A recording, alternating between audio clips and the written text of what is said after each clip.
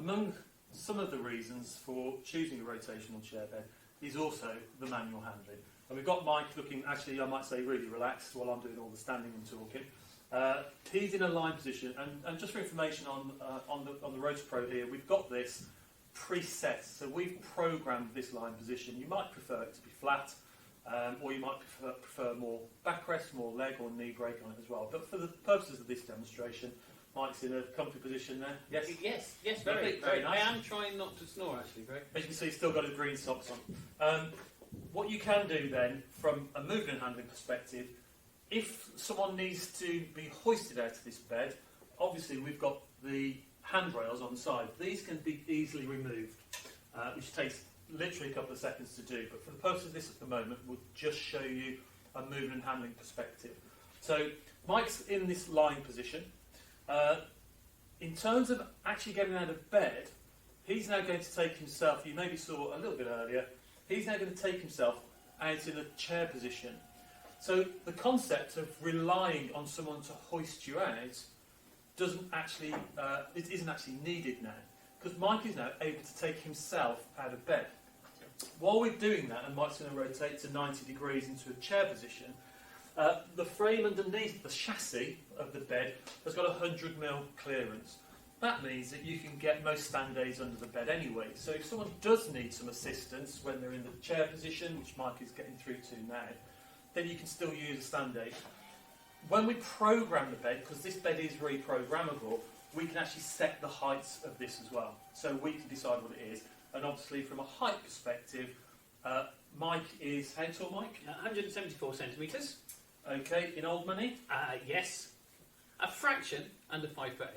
So Mike's 5'8", so it gives you an idea of the size of this particular product. So from a moving and handling, Mike is now in a position to actually lift himself out of the bed without requiring any assistance from anybody else. Mike is out of the blocks rather quick. Now, if someone has certain issues with their upper body strength, and they're not able to push themselves up so much, where Mike hasn't got that issue, he's got normal strength obviously, then we can use the controls on the bed and raise the height of the bed in the seated position, which then exaggerates and extends out this angle here on the thigh to the knee. What it's doing then is extending the leg out. So instead of being in here and having to push deep, the leg is pushing out and you're actually being elevated to come out of the bed. I'll just show you. I've actually raised the bed up a little bit now, and as you can, I don't know if you can see clearly, but my legs are no longer at the 90-90 position they were. And if I keep pressing the height button, it basically is making me raise up and out with very little effort indeed. Very little effort. I would say, Greg, what you were saying about stand aids as well with this, I've done a number of assessments, joint visits, demos with this. I've not found one that hasn't fitted yet. Perfect. I'm not saying there's not. I would never say there's not, but I would say we've never found one that hasn't been able to be used with the Rotor Pro. Brilliant. And it's a really good point. We accept there's a lot of different products out there. For the products that we've seen so far, everything works perfectly well on this. One more point just about that. We are talking about programming and reprogramming. It is a fully programmable bed.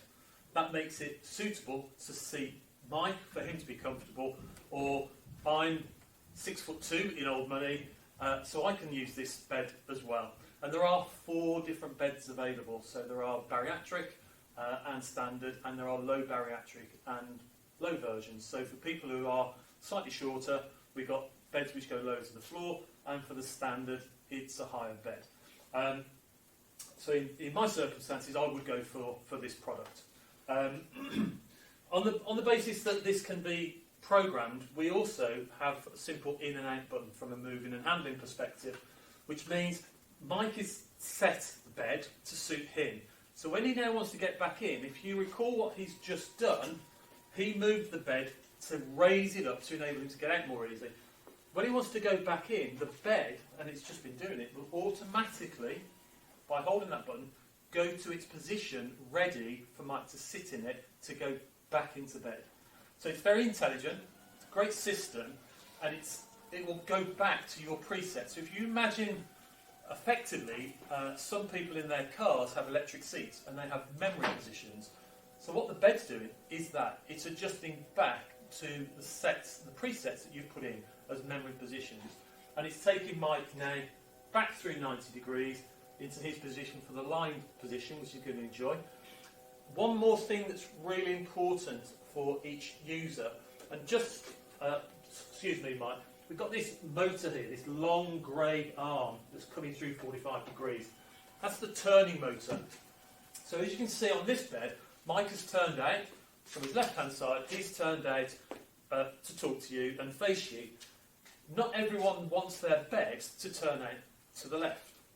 You might actually want the bed to turn out to your right in the room that you're in.